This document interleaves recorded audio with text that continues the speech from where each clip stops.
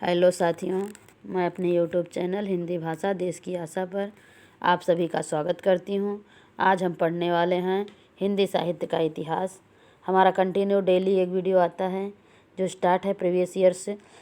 हर exam में आए हुए हिंदी से रिलेटेड प्रश्न जो मैं टॉपिक वाइज लेके चल रही हूँ। हिंदी साहित्य का इतिहास स्टार्ट किया है, जिसमें आदिकाल से रिलेटेड जितने भी क्वेश्चन अभी तक एग्ज़ाम में आए हैं वो सारे हो चुके हैं।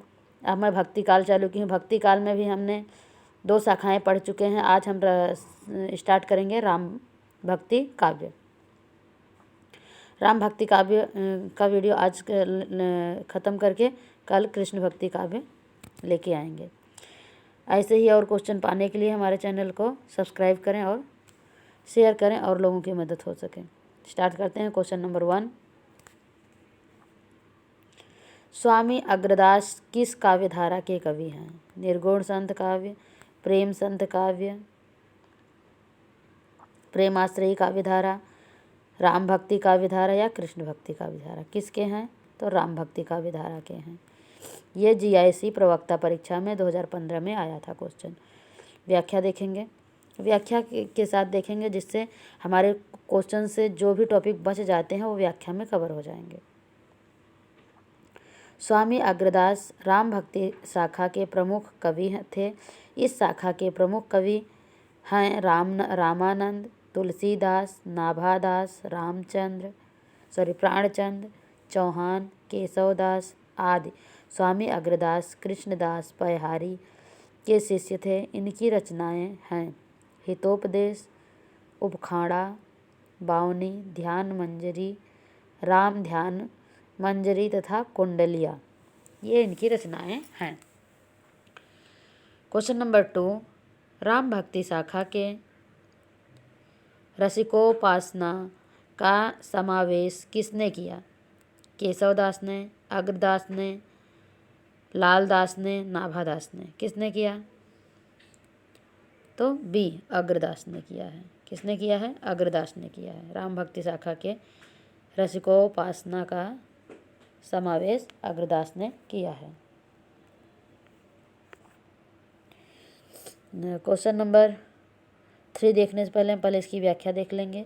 ये भी क्वेश्चन TGT परीक्षा 2016 में आया हुआ है। व्याख्या देखते हैं। राम भक्ति शाखा के रसिकोपासना का समावेश स्वामी अग्रदास ने किया। उन्होंने पदावली तथा ध्यान मंजरी में सीता राम का सौंदर्य वर्णन कर रसिक भावना की उपासना को स्थापित किया, जिसका अनुसरण उनके शिष्य नाभादास ने किया।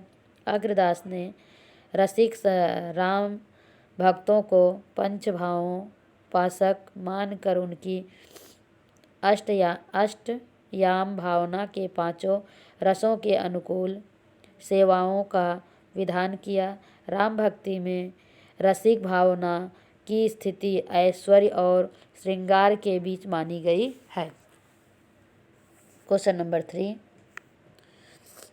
गोस्वामी जी के पिता का नाम था? क्या नाम था? गंगाराम, आत्माराम, देवतादीन या इनमें से कोई नहीं? तो क्या नाम था? आत्माराम था। गोस्वामी जी कौन है? गोस्वामी तुलसी जी। ये भी PGT परीक्षा 2011 में क्वेश्चन आया हुआ है। जनश्रुति के अनुसार गोस्वामी जी के पिता का नाम आत्माराम दुबे और माता का नाम हुलसी था। बाबा नरहरिया दास ने इनका पालन पोषण किया तथा ज्ञान भक्ति की शिक्षा दीक्षा भी दी। गोस्वामी जी का विवाह दीनबंधु पाठक की कन्या रत्नावली से हुआ था। गोस्वामी ये तुलसीदास के बारे में है। क्वेश्चन नंबर 4, गोद लिए हुलसी फिरे तुलसी सोसुत होए। यह पंक्ति इनमें से किस कवि की है? प्राणचंद चौहान की, नाभादास की, नरोत्तम दास की, रहीमदास की? तो किसकी है? रहीमदास जी की है। ये भी GIC प्रवक्ता परीक्षा में 2015 में क्वेश्चन आया हुआ है। व्याख्या देख लेते हैं।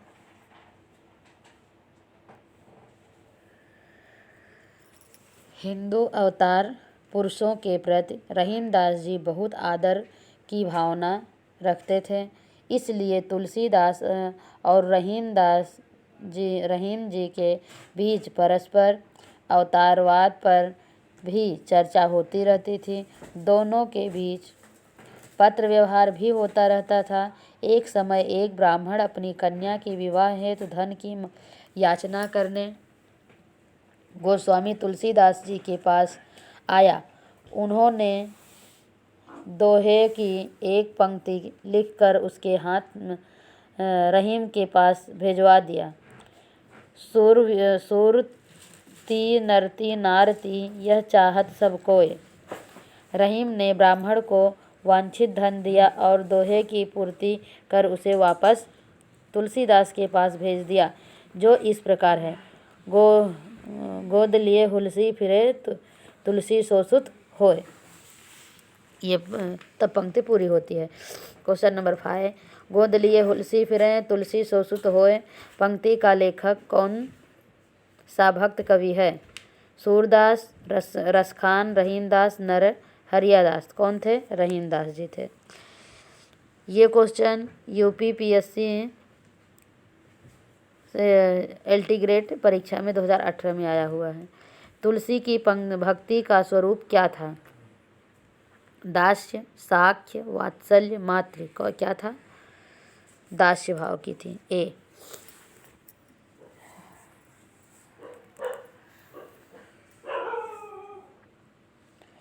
तुलसी की भक्ति दास्य भाव से ओतप्रोत है। यही कारण कि तुलसी राम के प्रमुख विनम्र रहे हैं, सम्मुख विनम्र रहे हैं। क्वेश्चन नंबर 7, अवधी भाषा के सर्वाधिक लोकप्रिय महाकाव्य का नाम? पद्मावत, मधुमालती, मृगावती, रामचरितमानस। क्या है? अवधी भाषा के सर्वाधिक लोकप्रिय जो महाकाव्य है वो रामचरितमानस है। Option number D. ये भी टीजीटी परीक्षा 2004 में आया हुआ है। व्याख्या देखेंगे। रामचरितमानस अवधी भाषा का सर्वाधिक लोकप्रिय महाकाव्य है। यह राम कथा पर आधारित है, जिसकी रचना काशी, चित्रकूट और अयोध्या में हुई। इसकी रचना संवत 1631 विक्रम संवत या 1574 ईस्वी में तुलसीदास ने की। इसे पूर्ण होने में लगभग 2 वर्ष 7 माह 26 दिन लगे। अन्य महत्वपूर्ण तथ्य क्या हैं? रामचरितमानस दोहा चौपाई शैली में लिखा गया है। महाकाव्य है जिसमें 7 कांड हैं। बालकांड, अयोध्या कांड, अरण्य कांड, किष्किंधा कांड, सुंदर कांड, लंका कांड और उत्तर कांड। ये 7 कांड रामचरितमानस में हैं। क्वेश्चन नंबर 8, इनमें से कौन सा महाकाव्य अवधी में लिखा गया है? प्रिय प्रवास, साकेत, रामचरितमानस, रामचंद्रिका। तो कौन सा है? Ramcharitmanas. Option number C. Question number 9, Ramcharitmanas किस भाषा में लिखी गई रचना है? राजस्थानी, भोजपुरी, अवधी, ब्रज। तो क्या है? अवधी। ये भी प्रश्न केवीएस प्रवक्ता परीक्षा में 2014 में आया हुआ है। क्वेश्चन नंबर 10, रामचरितमानस की भाषा है भोजपुरी, अवधी, मैथिली, ब्रज। कौन सी है? अवधी। क्वेश्चन नंबर 11, रामचरितमानस की भाषा है अवधी। ए।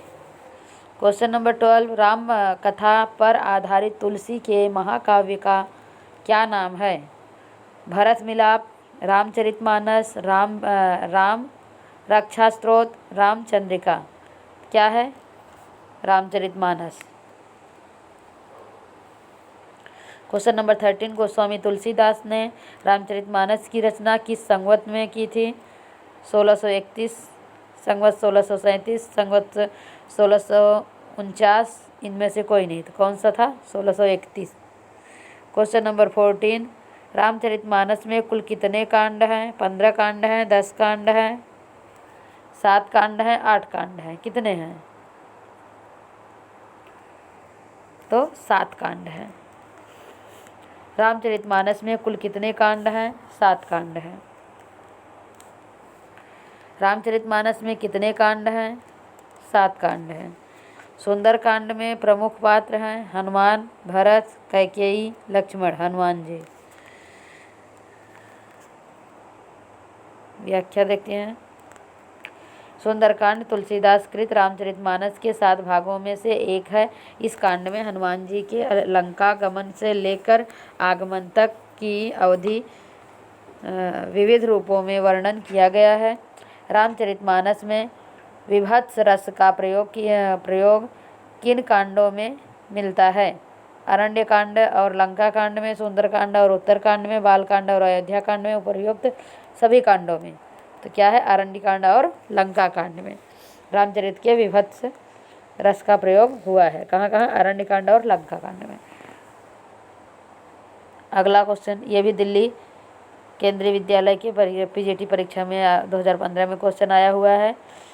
व्याख्या देखेंगे। रामचरितमानस के अरण्य कांड में करुण तथा विभत्स रस एवं लंका कांड में वीर भयानक तथा विभत्स रस का प्रयोग मिलता है। क्वेश्चन नंबर 19, अर्थ न धर्म न काम रुचि गति न हऊ निर्बान, जन्म जन्म रते राम पद यह वर दानु न आन। रामचरितमानस में यह आकांक्षा निम्नलिखित में से किसकी है? भरत की है, सबरी की है, सुग्रीव की है या हनुमान की है? तो किसकी है? भरत की है। किसकी है? भरत जी की है। अगला क्वेश्चन, व्याख्या देख लेते हैं पहले। उपर्युक्त पंक्ति तुलसीदास कृत रामचरितमानस की अयोध्या कांड से उद्धृत है। इन पंक्तियों में के माध्यम से भरत कहते हैं कि मुझे न अर्थ की रुचि है, न धर्म की, न काम और न मैं मोक्ष ही चाहता हूँ। जन्म जन्मांतर में मेरा श्री राम जी के चरणों में प्रेम बना रहे, बस यही वरदान मांगता हूँ, दूसरा कुछ नहीं। क्वेश्चन नंबर 20, अवधी एवं ब्रज भाषा दोनों में से रचना करने वाले कवि हैं? सूरदास, तुलसीदास, घनानंद, उपर्युक्त सभी। तो कौन है? तुलसीदास जी हैं। ये भी पीजीटी परीक्षा 2002 में आया हुआ क्वेश्चन है। व्याख्या, अवधी एवं ब्रज भाषा दोनों में रचना करने वाले कवि गोस्वामी तुलसीदास हैं। उन्हें हिंदी का जातीय कवि कहा जाता है। उन्होंने हिंदी क्षेत्र की मध्यकाल में प्रचलित दोनों काव्य भाषाओं ब्रज भाषा और अवधी में समान अधिकार से रचना की। वस्तुतः तुलसी ने गीतावली, कवितावली आदि में मुक्तक में कथा कही है। अन्य महत्वपूर्ण तथ्य क्या है? तुलसीदास रचित 12 ग्रंथ प्रामाणिक माने जाते हैं। वैराग्य संदीपनी, रामलला नहचू, रामाज्ञा प्रश्न, वरवय रामायण, जानकी मंगल, श्री कृष्ण गीतावली, पार्वती मंगल गीतावली, दोहावली, कवितावली, विनय पत्रिका, रामचरित मानस। ऑप्शन नंबर 2, रामाज्ञा प्रश्न के 7 सर्ग हैं। प्रत्येक सर्ग में 7 कोष्टक हैं और प्रत्येक कोष्टक में 7 दोहे हैं। तुलसीदास ने रामाज्ञा प्रश्न की रचना मात्र 6 घंटे में की थी। क्वेश्चन नंबर 21, निम्नलिखित में से कौन सी रचना तुलसीदास की नहीं है? रामचंद्रिका, कवितावली, गीतावली, विनय पत्रिका। कौन नहीं है? रामचंद्रिका नहीं है। क्वेश्चन नंबर 22, इनमें से कौन सी रचना तुलसीदास की नहीं है? रामचरितमानस, कवितावली, गीतावली, साकेत। क्या नहीं है? साकेत नहीं है। ये भी पीजीटी परीक्षा 2011 में आया हुआ क्वेश्चन है। अगला क्वेश्चन देखेंगे। क्वेश्चन नंबर 23, भक्ति काल के किस कवि को जातीय कवि कहा जाता है? तुलसीदास को कहा जाता है। किसे कहा जाता है? तुलसीदास जी को। क्वेश्चन नंबर 24, वैराग्य संदीपनी किस कवि की रचना है? तुलसीदास, सूरदास, कबीरदास, नंददास। वैराग्य संदीपनी तुलसीदास की रचना है। क्वेश्चन नंबर 25, वैराग्य संदीपनी के रचनाकार हैं? सूरदास, तुलसीदास, रहीमदास, नंददास। कौन है? तुलसीदास जी हैं। क्वेश्चन नंबर 26, इनमें से कौन सा कथन असत्य है? ज्ञानाश्रयी शाखा के कबीर निराकार की उपासना करते हैं। कबीर संत कवि हैं। प्रभु जी तुम चंदन हम पानी, रैदास की पंक्ति है। संत तुलसीदास ज्ञानाश्रयी शाखा के कवि हैं। कौन सा सही है? क्या पूछा इसमें से? असत्य कथन पूछा है। तुलसीदास जी ज्ञानाश्रयी नहीं बल्कि राम भक्ति काव्य धारा के कवि हैं। यह भी पीजीटी परीक्षा 2000 में आया हो 9 में आया हुआ प्रश्न है। ज्ञानाश्रयी शाखा के कवि निराकार की उपासना करते हैं। कबीर संत कवि हैं। प्रभु जी तुम चंदन हम पानी, रैदास की पंक्तियां हैं। संत तुलसीदास रामाश्रयी शाखा के कवि हैं। अतः स्पष्ट है कि विकल्प डी असत्य है। क्वेश्चन नंबर 27, भक्ति काल की रामाश्रयी शाखा के निम्न में से कौन से कवि हैं? सूरदास, मीराबाई, जायसी, तुलसीदास। तो कौन है? तुलसीदास जी हैं। Tulsidas option number D. Question number 28, निम्नलिखित विकल्पों में से जो राम भक्ति काव्य की विशेषता नहीं है उसे छांटिए। विष्णु के अवतार रूप में राम का वर्णन, लोक मंगल एवं समन्वय भावना का प्रतिपादन। अगला पॉइंट सी,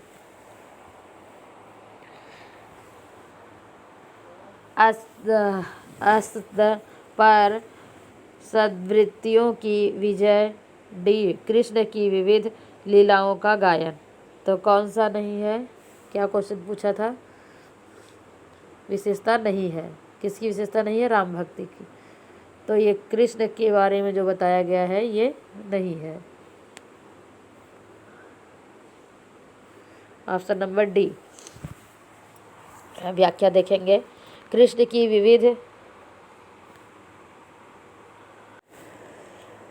विविध लीलाओं का गायन राम भक्ति काव्य की विशेषता नहीं है बल्कि यह कृष्ण भक्ति काव्य की विशेषता है। शेष राम भक्ति काव्य की विशेषताएं हैं। क्वेश्चन नंबर 29, तुलसीदास कृत विनय पत्रिका का रचित है?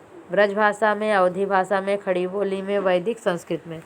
किसमें है? ब्रजभाषा में है। गोस्वामी तुलसीदास द्वारा रचित विनय पत्रिका की रचना ब्रजभाषा में हुई है, जिसमें इसमें स्वामी की सेवा में करुणतम शब्दों की अपनी दीनता का निवेदन किया गया है। विनय पत्रिका का अर्थ है अर्जित, प्रस्तुत की है। इसमें दरबारी शिष्टाचार का पूर्ण निर्वाह हुआ है। क्वेश्चन नंबर 30, विनय पत्रिका की रचना किस भाषा में हुई है? ब्रजभाषा में। क्वेश्चन नंबर 31, विनय पत्रिका की भाषा है क्या है? अवधी, ब्रज में स्थित अवधी या खड़ी? तो क्या है? ब्रज है। क्वेश्चन नंबर 32, विनय पत्रिका की भाषा है ब्रज, अवधी, भोजपुरी, मैथिली। तो क्या है? ब्रज। क्वेश्चन नंबर 33, विनय पत्रिका नामक ग्रंथ की रचना की है किसने? मलुकदास, गोस्वामी तुलसीदास, विक्रमादित्य, केशवदास। तो किसने किया है? गोस्वामी तुलसीदास ने किया है। क्वेश्चन नंबर 34 देखेंगे।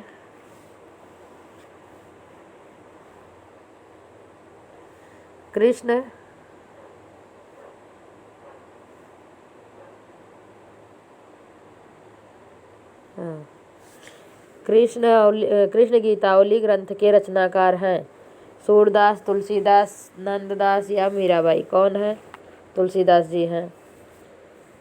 कृष्ण गीतावली की व्याख्या। कृष्ण गीतावली गोस्वामी तुलसीदास का ब्रज भाषा में रचित अत्यंत मधुर व रसमय गीत काव्य है। इसमें कृष्ण की बाल्यावस्था और गोपी उद्धव संवाद के प्रसंग कवित्व शैली में है। कृष्ण गीतावली में कुल 61 पद हैं। इसके कुछ पद सूर सागर में भी पाए जाते हैं।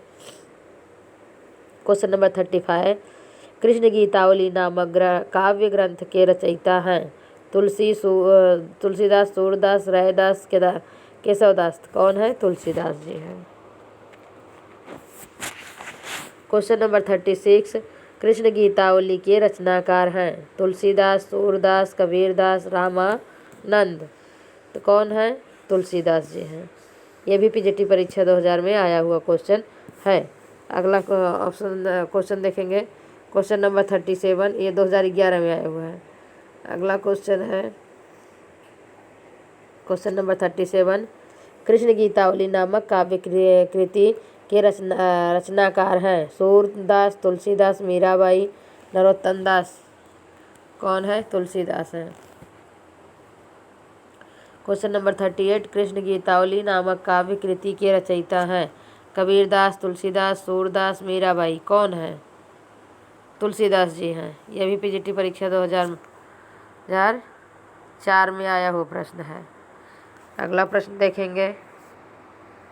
क्वेश्चन नंबर 39, इनमें से कौन सा ग्रंथ तुलसी द्वारा रचित नहीं है? गीतावली, दोहावली, विनय पत्रिका, रसमंजरी। तो कौन सी नहीं है? रसमंजरी नहीं है। क्वेश्चन नंबर 40 देखेंगे।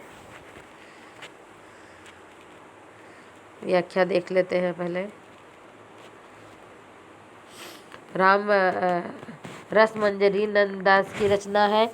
यह नाभादास के नायिका भेद की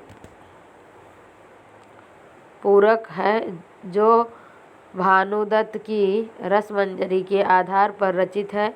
शेष रचनाएं तुलसीदास द्वारा रचित हैं। क्वेश्चन नंबर 40,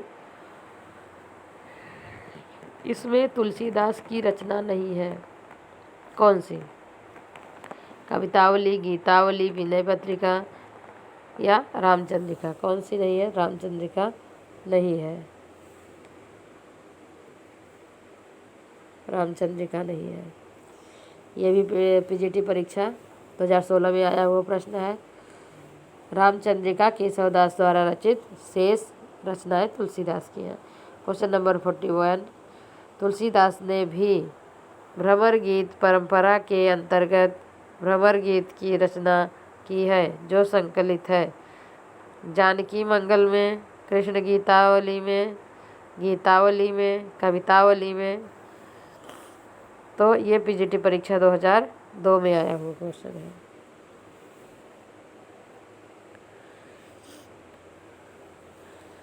तुलसीदास जी की समस्त रचनाओं में कृष्ण विषयक केवल एक रचना कृष्ण गीतावली ही उपलब्ध होती है। जिस प्रकार इनके द्वारा रचित गीतावली में राम संबंधी पद संग्रहित हैं, उसी प्रकार कृष्ण गीतावली में कृष्ण संबंधी 61 पद संग्रहित हैं। इन पदों में कृष्ण की बाल लीला एवं भ्रमर गीत प्रसंग का विशेष रूप से वर्णन मिलता है। कृष्ण गीतावली के भ्रमर गीत संबंधी पदों में भ्रमर का स्पष्ट उल्लेख न होकर उद्धव के लिए मधुकर, मधुप आदि शब्दों का प्रयोग किया गया है। इन पदों में गोपियों के माध्यम मर्यादा मंडित रूप का परिचय मिलता है। सूर की गोपियों की सी प्रगल्भता के दर्शन तुलसी की गोपियों में नहीं होते हैं। नंददास की गोपियों के समान वाक्पट और तर्कशील भी नहीं है। इनमें अद्यांत भावुकता, दीनता, विनयशीलता, झिझक और शालीनता के दर्शन होते हैं। वे सरल स्वभाव की विश्वासमयी भक्त नारियां हैं। इनमें प्रेम लक्षण, भक्ति के प्रति दृढ़ आस्था एवं विश्वास है। उनका एकमात्र लक्ष्य अपने प्रीतम का साक्षात्कार है। क्वेश्चन नंबर 42, भक्ति काल के किस कवि ने कृष्ण को छोड़कर भी संस्कृत की शास्त्रीय परंपरा का निर्वहन किया है? जयसी, सूरदास, तुलसीदास, नंददास। कौन है? तुलसीदास जी हैं। तुलसीदास ने अवधि में लेखन के साथ संस्कृत की परंपरा को अक्षुण्ण रखा। तुलसीदास ने अपने काव्य में छंदों का समुचित निर्वाह किया। क्वेश्चन नंबर 43, गीतावली है क्या है? मुक्तक काव्य है, तुकांत काव्य है, प्रबंध काव्य है, या इनमें से कोई नहीं? तो क्या है? मुक्तक काव्य है। गीतावली गोस्वामी तुलसीदास द्वारा रचित मुक्तक काव्य है।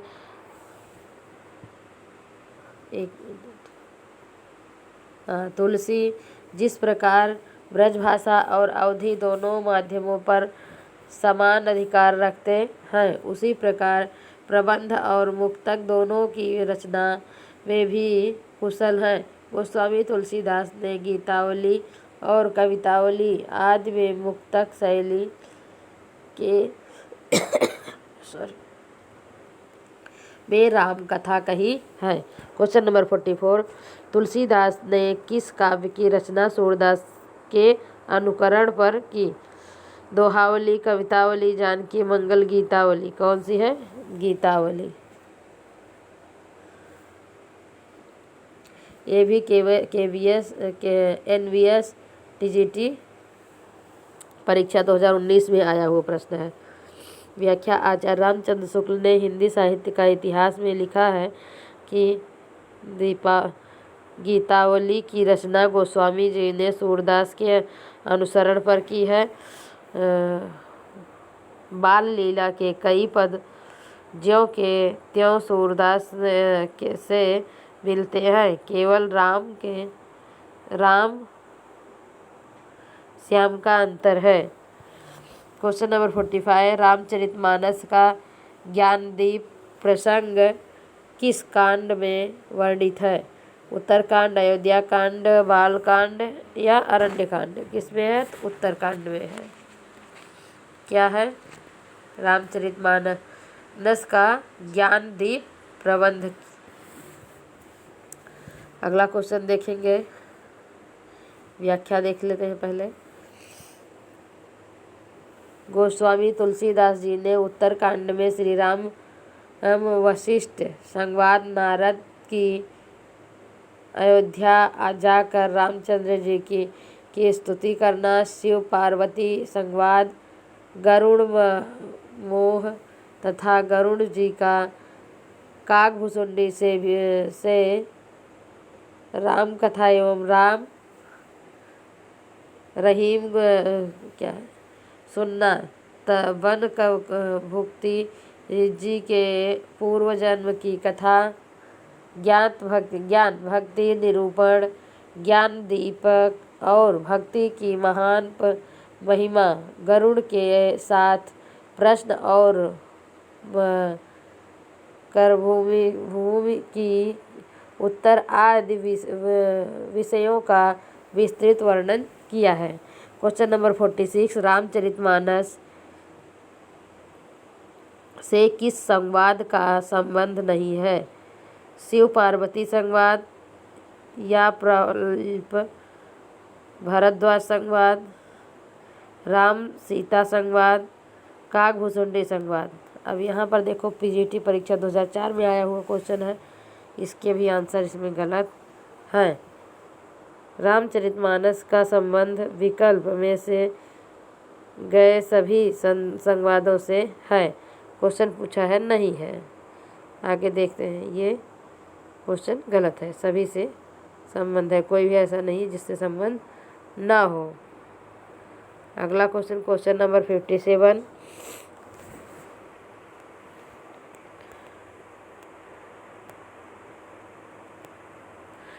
सॉरी 57 नहीं 47,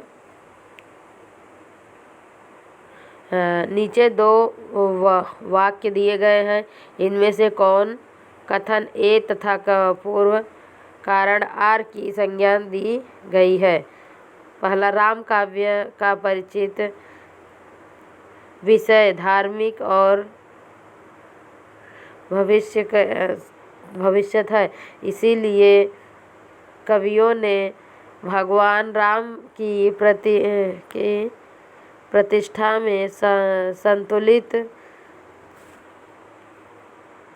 संतुलित आहार को अधिक स्वीकार किया। कारण जहाँ धर्म और दर्शन का प्रसंग हो तथा उच्च संस्कृत के हो, उच्च को अधिक स्वीकार किया जाता है। कारण जहाँ धर्म और दर्शन का प्रबंध हो तथा उसमें की सौष्ठव दिखाना हो वहाँ तत्सम की प्रधानता होती, यह स्वीकार स्वाभाविक है। तो ए में है ए और आर दोनों सही हैं। बी फिर ए की सही व्याख्या है तथा ए की सही व्याख्या है। बी बोल रहा है ए गलत है, आर सही है और ए की सही व्याख्या है। क्वेश्चन नंबर बी हो गया। सी, ए और आर दोनों गलत हैं तथा ए की सटीक व्याख्या है। डी, ए और आर दोनों गलत हैं तथा ए की सही व्याख्या नहीं है। ये भी केंद्रीय विद्यालय पीजीटी परीक्षा में आया हुआ प्रश्न है। ऑप्शन नंबर बी राइट है। कौन सा? बी। क्वेश्चन नंबर अगला देखेंगे।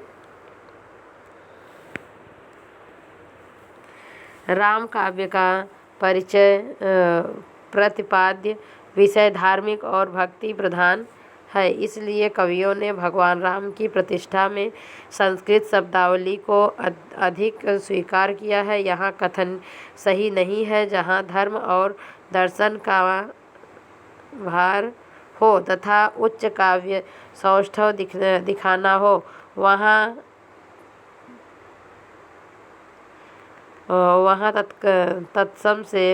तत्सम की प्रधानता होती है। यह स्वीकार की स्वाभाविक है। अतः ए गलत है और आर सही है तथा ए की व्याख्या आर नहीं है। अगला क्वेश्चन देखेंगे। Question number 48। अधोलिखित स्थापना ए और आर, तर्क आर पर विचार कीजिए। ए कह रहा है तुलसी के मत में निर्गुण रूप सुलभ अति सुलभ जान रहित होए कोय, और दूसरा बोल रहा है सुगम अगम नान परिच मुनि मन भ्रम होए। तर्क आर क्या कह रहा है? क्योंकि गुण सगुण आकार की उपासना और अनुभव के दायरे में रह सहज है, जबकि निर्गुण निराकार की उपासना और